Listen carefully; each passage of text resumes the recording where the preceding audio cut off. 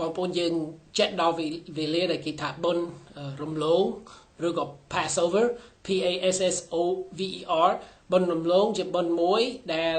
អ៊ីស្រាអែលធ្វើជនជាតិអ៊ីស្រាអែលគេខ្ចាក់ខ្ចាយពេញពិភពលោកទូប៉ុន្តែគេធ្វើបុណ្យរំលងរាល់ឆ្នាំបុណ្យរំលងគឺជាបុណ្យដែលបង្ហាញពីថ្ងៃដែលព្រះជាម្ចាស់ជួយអ៊ីស្រាអែលឲ្យចាក់ចែងពីស្រុកអ៊ីស៊ីបដល់វេលាដែលគេកំពុងធ្វើទេសកលបងប្អូនឃើញរឿងមកថា The Ten Commandments គឺបង្ហាញល្អឬក៏ The Prince of Egypt បង្ហាញពីវេលាដែលអ៊ីស្រាអែលចាក់ចែងពីអ៊ីស៊ីបហើយបងប្អូនចំណាំមានថ្ងៃមួយដែលគេត្រូវលាបឈាមជាមនៅមាត់ទ្វារគេត្រូវហូបនំប៉័ងអត់ដំបែក្នុងផ្ទះគេដូចជាម៉ូសេបានប្រាប់ស្ដេចអ៊ីស៊ីបឲ្យបដ ாய் ឲ្យប្រជាជនអ៊ីស្រាអែលចាក់ចែងប៉ុន្តែស្ដេចអ៊ីស៊ីបមិនព្រមដូច្នេះព្រះកាត់ក្តីថាព្រះនឹងសម្លាប់កូនច្បងនៅក្នុងផ្ទះអ៊ីស៊ីបគ្រប់គ្នាគ្រប់គ្រួសារនៅផ្ទះអ៊ីស៊ីបត្រូវមានកូនច្បងស្លាប់ទោះបសត្វទោះបមនុស្ស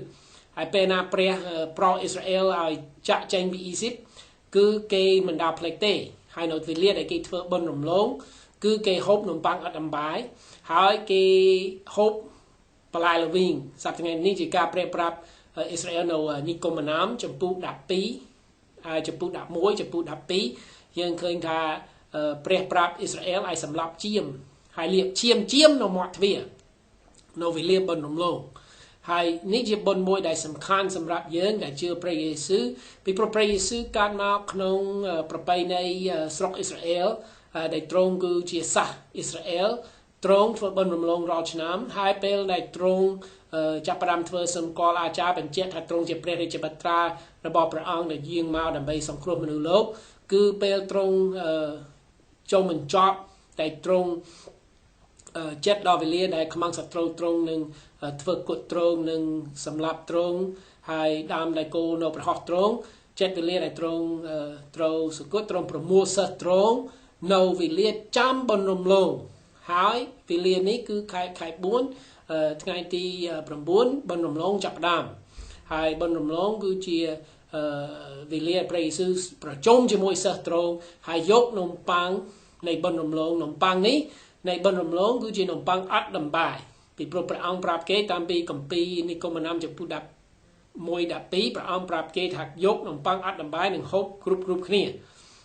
ដូច្នេះព្រះយេស៊ូវយកនំប៉័ងអត់ដំបាយនឹងចែកដល់សិស្សទ្រង់នឹងដាក់នៃថ្មី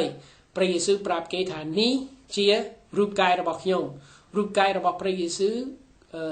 គឺអត់មានបាបហើយដំបាយក្នុងនំប៉័ងនោះតំណាងអំពើបាបនៅវេលាបុណ្យរំលងទោះបើសប្តាហ៍ថ្ងៃនេះ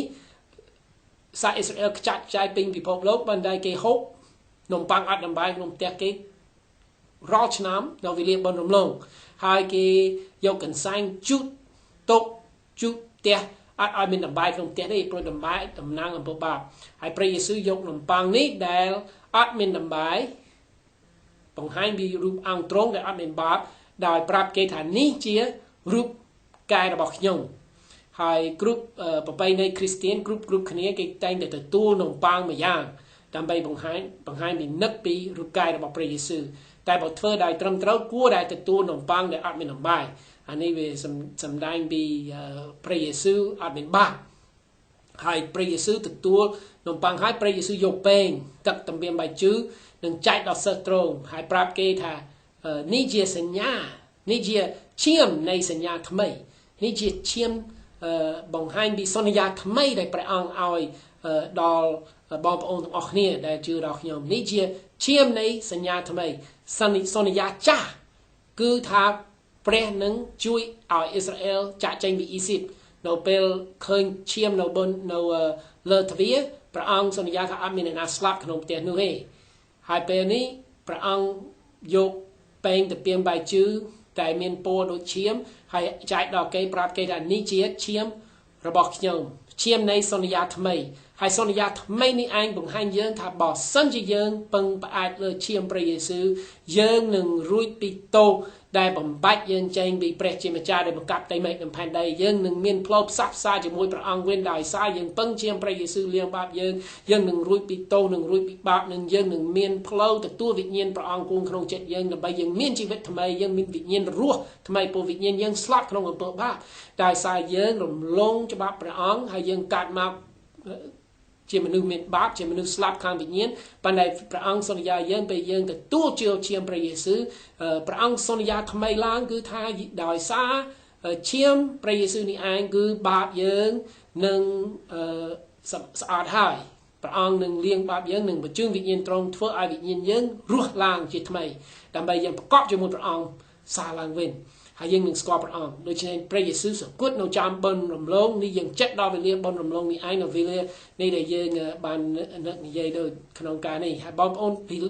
ចំណុចដែលព្រះយេស៊ូវសគត់នៅបិណ្ឌរំលងនេះជាផុសតាំងយ៉ាងច្បាស់នេះជាគម្រោងព្រះអង្គដែលបញ្ជូនព្រះបុត្រាដើម្បីរំដោះបងប្អូនពីអំពើបាបរំដោះទោសបងប្អូននិង